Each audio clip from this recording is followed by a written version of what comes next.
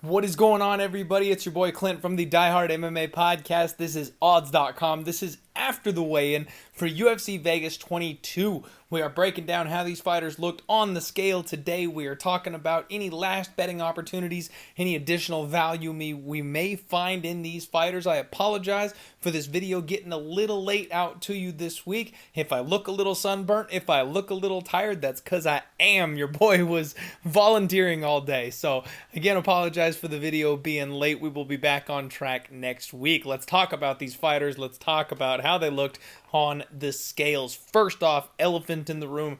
Poor Julija, she fainted. She absolutely fainted, just hardcore on the scale, fell down. I can't believe they let her get back on the scale a second time.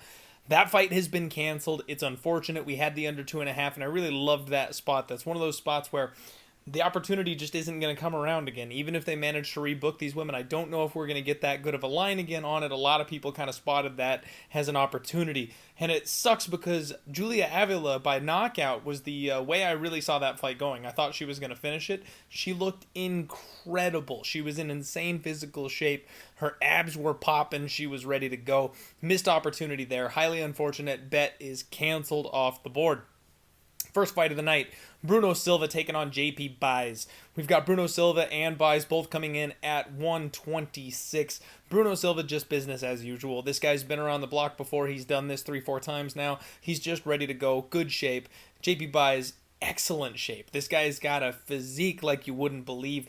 Big flex. Good face-off when they got in front of each other. They size up pretty well, but Buys is a decent bit bigger. We knew that was going to be the case. That's always the case with Bruno Silva.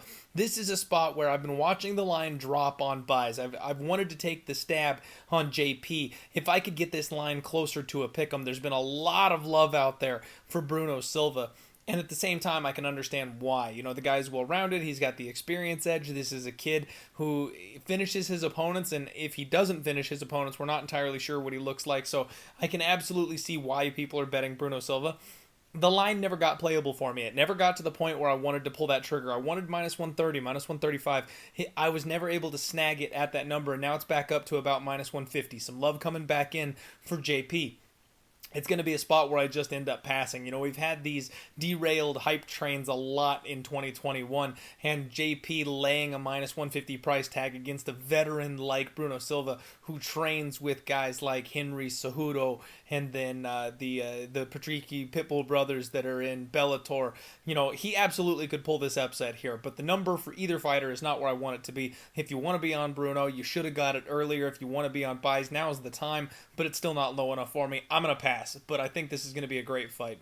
Next up, we got Montel Jackson taking on Jesse Strader, UFC newcomer. Montel Jackson came in at 136, and this dude is absolutely shredded. He's huge. He's like Luis Pena. I just have no idea how he makes 136 pounds, and then he swells back up after he gets that water weight on him. Jesse Strader came in at 137.5, so we had the first miss of the day here. He is thick. He is muscular. This dude is big, and it cost him 20% of his purse. He did not continue cutting. He did not continue sucking himself down to 136 or 135.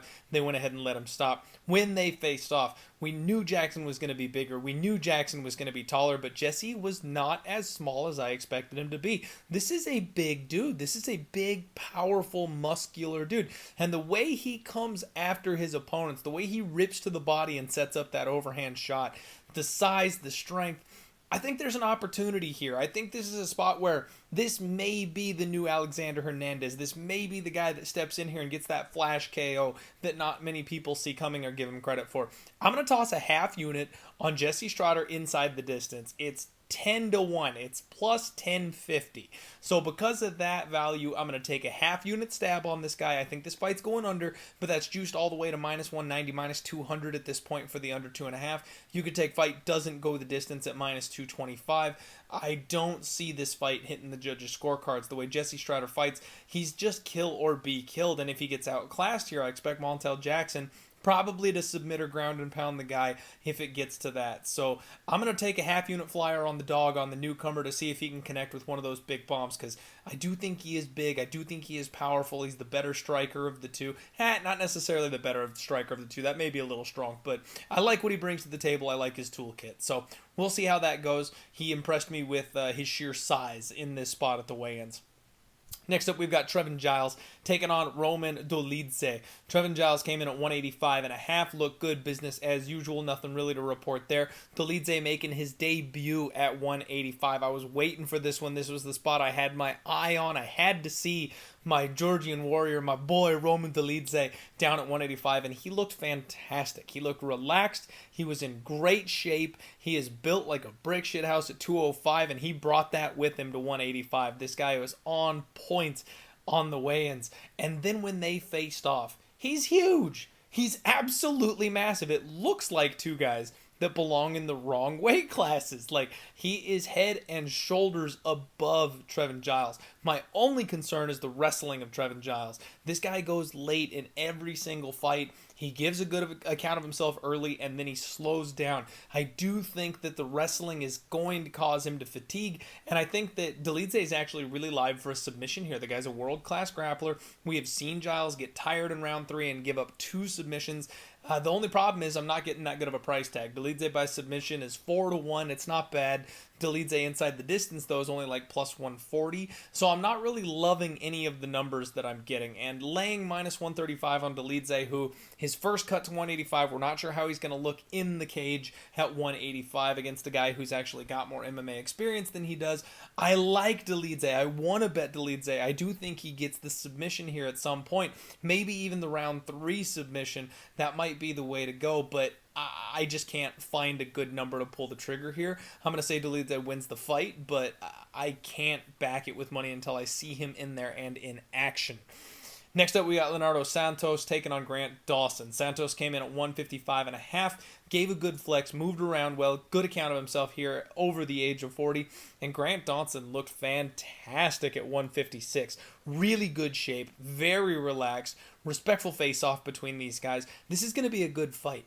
I know we've got Santos. He's going to be a little bit bigger, a little bit taller. This guy gasses out over the course of the fight. I think Dawson probably gets in the driver's seat the longer this fight goes. Maybe a late finish. It's going to be either Santos early or Dawson late, that kind of a situation. Minus 200 for Dawson seems a little too steep, though, for me. That's the side I like. I think Dawson wins. Again, maybe a round 3 poke if you want to play that round 3 prop. But that's about it. I don't know if Santos is so durable, though. He's so tough. He's so hard to put away. I don't know if he can get put away, even if he's tired. He's such a damn good grappler. He might be able to keep himself safe, and this thing could hit the judges' scorecards. So another spot where I think I know who I like, but I hate the price. I'm just going to call it a pass on this one. Marion Reneau taking on Macy Chiasson. Both women came in at 136. Marion had to sit down to take her clothes off. We talked about that last week, and remember, we did talk about this, that we don't see that very often. That's not something that these fighters do. Even though they're cutting weight, even though they're tired, even though they're exhausted, they almost never sit down to take their clothes off and get on the scales, and she did. She ended up needing the box of shame. They pulled it out. They got her in there. She made it. She made 136, which is weird. You would expect her to be like 136.5 or something like that, but she got 136 and gave a huge flex. This 43-year-old woman is just in redonkulous shape. Every single time I just marvel at the kind of condition that she is in. But you gotta think that these weight cuts at that age are eventually going to take a toll on her. Macy Chiasson looked good. Nothing really to report. She's a tall, lanky, long type of fighter. She's never been super ripped up, ripped, shredded. So we can't really look to that physicality here for her. She looked fine as far as she goes on the scales. And when they faced off, Macy was much taller. We knew that was the case. We knew she was going to have the height and reach advantage. And it was a good face-off. I mean, Marion Reneau doesn't back down. This chick is a dog. Even at 43 years old, she's out there trying to hurt people. Another spot where I like the younger fighter. I like the taller, longer fighter. I think she's going to have enough to get this thing done over the elder statesman who just has been around forever and is seeing the end, the twilight of her career finally. I think Macy Chiasson wins this fight, but I don't want to pay $225 for it. This is a tough card for betting, you guys. I'm going to say Macy Chiasson wins this thing. I'm going to say she wins it by decision, utilizes those takedowns. But again, just really too steep of a price for me here. Tuivasa taking on UFC newcomer Harry Hunsucker. Tuivasa comes in at 264.5 and just classic Ty. I mean, if you've seen Tuivasa once, you know exactly what I'm talking about. Pardon me. Dude is big, he's flabby, he's obnoxious in a good way, has fun up there. Harry Hunsucker came in at 249, and he is your classic rolled off the couch heavyweight. Big, flabby dude, but you know what? He's bigger than Ty. When they faced off, I was surprised to see that he's a decent bit taller than Tuivasa, even though Ty is thicker. It was a good face-off. This is a spot where I think the chalky under might be the play. Tuivasa should win this fight. This guy is not UFC caliber from what I've seen, but at the same time, do you want to lay minus 500 on Ty? If there's a spot to do it, maybe this is the one. But yeah, I'm not sure if I'll make a move on this one. Ty is probably a parlay piece. The under is probably a parlay piece. I think Ty can, crack this guy with his speed, his athleticism, that big power he's got, those leg kicks. This is the perfect kind of opponent for Ty to just scrape up and call it day. He might end up getting a knockout of the night on Saturday. Kenan Song taking on Max Payne Griffin. Kenan Song came in at 171, and he is absolutely jacked today. This dude is in good shape. Now, he always comes ready, but I don't think I've ever seen him in this kind of condition. He looked excellent on the scales. Max Griffin, can't say enough good things about the guy at Wayne's either. He had a freaking 8-pack. This guy came ready for war. Both guys looked ready to freaking go. Now, Max is a decent bit smaller than Song Kenan, and that's something that really surprised me. I thought these guys were roughly the same size. When they got up there, it was apparent just how much taller, broader, and thicker Kenan Song is over Max Griffin. I mean, both guys are extremely confident, extremely prepared, ready to go, and they think they're going to win this fight. I've got a big bet already on Kenan Song. I've got 2 units on him. I read the line wrong. I got him at plus 140. I thought that was plenty. Looks like there's been some love on Max Griffin the other way. I wish I could get in on that line right now. You can get Kenan Song around plus 170, plus 180 in some places. Man, I would love to get down on that. I'm actually tempted to take Song by knockout or inside the distance at I think plus 375. That might be a spot that I take a little bit of a sprinkle, get a little extra in there on, because I think he can hurt Max Griffin, and that size difference I think is going to matter in this case, because Max isn't getting anybody out of there. Max isn't finishing Kenan Song, and Max slows down, and this might be another spot where we see an opportunity for a later finish. The problem is Song Kenan, he hits so freaking hard. He's got a lot of round 1 finishes as well, because he can just crack, and he cracks early. Great fight. I like the dog. Good luck if you're tailing with me, because this one's going to get sketchy. Next up, we've got Adrian Yanez taking on Gustavo Lopez. Yanez came in at 135, and he jumped on the scale. He was absolutely excited to be there. Excellent shape. Gave a double flex. Kid's looking good. Gustavo Lopez came in at 136. Big smile on his face. He looked strong, though. I got to tell you, it looks like, and I listened to an interview with Gustavo Lopez. He talked about strengthening, and he's apparently been working really hard in his strength and conditioning. And that's something that, like, when Roxanne Modafferi did that back in the day, her first fight or two after she started that strength and conditioning program for the first time in her professional mixed martial arts career, she looked day and night different, because suddenly that power was there that she didn't have before. And I think that Gustavo Lopez added some serious muscle here. He looked more cut, he looked bigger, he looked thicker, and I think that's going to benefit him here in this spot. Good face-off between these two. They size up extremely well. Yanez is a little bit taller, slight height and reach advantage. You guys, I got to do it. I got to take the shot. I got to take the underdog stab here on Gustavo Lopez. This is a spot where we've been talking all year. Fade the hype. These hype trains have been derailed time and time and time again. And Gustavo Lopez is a kid that I saw immediately encircled as a bet on fighter. I saw what he did and I said, you know what? He's going to be disrespected and he is better than people are giving him credit for. And as soon as they matched him up with Yanez, I wrote him off immediately. I mean, Yanez, this is the kid that's Mini Masvidal. This is the kid that hits so hard. This is the kid that's got 2 super highlight finishes right out the gates. He's a Dana White contenders kid. He's going to be one of these high-level challengers. But the fact of the matter is, he hasn't fought anybody. And I have to take the opportunity to stab at that value on a fighter who is underrated versus a young fighter who's potentially overrated in a spot where time and time and time again in 2021, we have seen these people fall in this exact position. I'm going to take a shot on my guy Gustavo Lopez to pull the upset at plus 185. That's not exactly a post-weigh-in read because it wasn't a weakness for Yanez. It wasn't a spot where I saw something. I feel like, besides the added muscle, the added, shape, conditioning, cardio for Gustavo Lopez, that would really be the only thing I could attribute to a weigh-in read. This is more of a gut feeling. This is more of a spot where I've got to take the line value. I've got to take the opportunity. So if we're going for the post-weigh-in show is undefeated, this isn't exactly a post-weigh-in read, but this is when I'm locking it in. So just so you know, I'm rolling with the dog. We have got Cheyanne Buys taking on Montserrat Ruiz. Buys comes in at 116. She gave the one-arm flex, looking very good, very comfortable on the scales.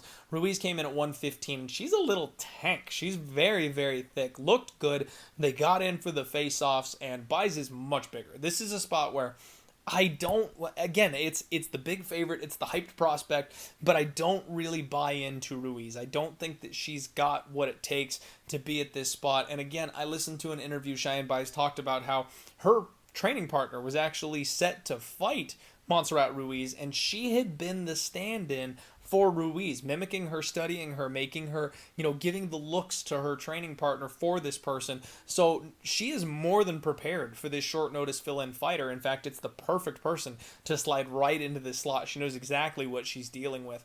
I don't like the minus 350, minus 375 price tag here on Buys, especially with how little experience she has, but I gotta feel like that's the side to go here. Good face-off. Both women looked ready to go, and Ruiz dressed up like a freaking Playboy bunny or something. She had the ears on. She had the bunny tail on. She shook her ass before she got off the stage. I mean, yeah, more power to you. More power to you. Go ahead and go the Paige Van Zandt route and open up your own personal OnlyFans spot. Have at it. We've got Gregor Gillespie coming up here against Brad Riddell. Both men came in at 155.5. Gregor Gillespie just in excellent shape. Absolutely incredible. He's coming off of a big, long layoff after that knockout, and it looks like he put the work in to make this return a big deal. He was first to the scale, and I keep coming back to I've never seen him in this good of shape, and he's always in good shape. Brad Riddell looked incredible. This guy is well-muscled. He's solid. He's another guy that's just always in good shape. And when they faced off, Brad Riddell was a decent bit bigger. That's another thing that kind of surprised me. I knew that Kevin Lee had a big size advantage when they fought. I thought Brad was going to be more toe-to-toe with this guy, but he's actually a decent bit bigger. Oh, and this is a spot that I have been going back and forth on all week. I'm still not quite there yet. I know all of you fully expect me to pull the trigger on Brad Riddell, and at plus 200, how can I not? I haven't done it yet. We'll see what happens if I pull that trigger before tomorrow. Make sure you follow me at Die Hard MMA Pod on Twitter. That's where you see me lock in all my official plays. As soon as I make a bet, I tweet it so you guys know what I am on. And I'm very, very tempted here. I think Gregor Gillespie is the side. I like this guy's skill set. I like what he brings to the table. The fact that Brad Riddell gets taken down every single fight. I can see the path to victory here. But at the same time, Brad gets taken down every single fight, and he gets right back up and punches these people in the mouth and still manages to win these decisions. So I don't want to doubt him, and getting this kind of a price on him, it just, especially if he wins, we're never going to see it again. This is a rare opportunity in line if you want to back a guy like Brad Riddell, and he's got the weight of city kickboxing on his shoulders right now with everyone coming off of a bad week. I mean, it's a spot where I gotta say it's dog or pass at this point. If you got in on Gregor Gillespie early, if you got that minus 150 or whatever it was, I think you got the spot. But now that it's moved a whole dollar, I feel like this has got to be dog or pass. Again, nothing at the weigh-ins that really swayed me one way or the other. Both guys looked excellent. So just hold your nose if you're going to go for that dog, and Godspeed. Good luck to you. Main event time, we've got Derek Brunson taking on Kevin Holland, and this was by far the most interesting weigh-in of the day, not counting the fainting, obviously. But what else do you expect with Kevin Holland being in the main event here? Derek Brunson came in at 186. Dude is solid. He's in good shape, gave a big flex. Kevin Holland came in at 183, and he was strutting around backstage. Like, while they were wheeling poor Stoliarenko off after fainting, he was, like, chomping at the bit to get out on the scale. And then he did a freaking back cartwheel on his way out, jumped up on the scale, talking the whole entire time. And the best part is on his way off the scale, he smacks his own ass, giving you just a little bit of a show. They go to face off, and it's funny because Kevin Holland always talks. He always talks, and honestly, I think that's just who he is. He's not trying to get into anybody's heads. He's not McGregor. He's not playing mind games. He's not trying to get under your skin. That's just how he is. But I think Brunson believes he's getting under his skin. I think Brunson thinks he's playing mind games and trying to mess with him. And it was hilarious because Kevin just flipped the script. They get up there and they're supposed to be, getting all at it with each other, having the stare down. And he goes to give him a hug, and you can see the visible discomfort from Derek Brunson when Kevin Holland throws his arm around him to, give a photo op. It was the funniest thing. And then Kevin Holland smacks Brunson's ass on the way out. Brunson returns the favor as they're getting off the stage. It was hilarious. It was all in good fun, good times. The only thing that I would say concerns me here, now I'm already on Kevin Holland. I've told everybody that. I tweeted it out. I've got 3.5 units to win 2 on Kevin Holland at minus 175. I think he's going to find the chin of Derek Brunson over the course of this 5-round fight. But the one thing that does bring me a little bit of pause is that Kevin Holland has talked about moving down to 170. He's been able to make 170 before, and he's talked about moving down there. And when these guys faced off, Holland is always the bigger, longer guy. He still is here, but not by a lot. Brunson is a big dude, and he's thicker. And that's the difference, is that Brunson is well muscled. He's got a lot of power in that frame, and Holland is tall and long and slim, and that's great. Think Israel Adesanya for that style. The striking, the speed, the accuracy, it's all great. But when it comes to the grappling, you've got a guy in Derek Brunson that is going to just be able to physically rip you to the ground. You know what I mean? That kind of a thing. And that does give me a little bit pause. I'm not hedging. I'm not looking the other way or anything like that. I'm just saying this isn't going to be a 7-unit bet spot. This isn't a spot where I'm saying this is the home run of the year. I do still think that Kevin Holland wins this thing. I think he finds the chin of Brunson at some point, wins by knockout. But I can absolutely understand the value hunters on Derek Brunson. I understand they're seeing the size, the power, the strength, the wrestling, the experience, and all the things that bring this dog to have an opportunity here on Saturday. That's the post-weigh-in show, folks. Not a whole lot of meat on the bone this week. This is a sketchy, dangerous card to begin with. And the one fight that I would have given you a real strong post-weigh-in read on was the Stoliarenko miss. And unfortunately, that fight has been pulled. I mean, fighter safety first. We want these people to be healthy and be able to compete for us for a long time. And because of that, obviously, we don't doubt them for canceling the fight. That's absolutely the move they should have. I'm glad that they did. But that would have been a smash, the under. We were already on the under. We would have been on the under far more so if they had let that fight go on. So that's the post-weigh-in show this week, folks. Got a big fight card coming up next week, so stay tuned. Good luck on all of your action. Smash the like button for me. Good luck. We will see you on Twitter for fights tomorrow, and let's roll.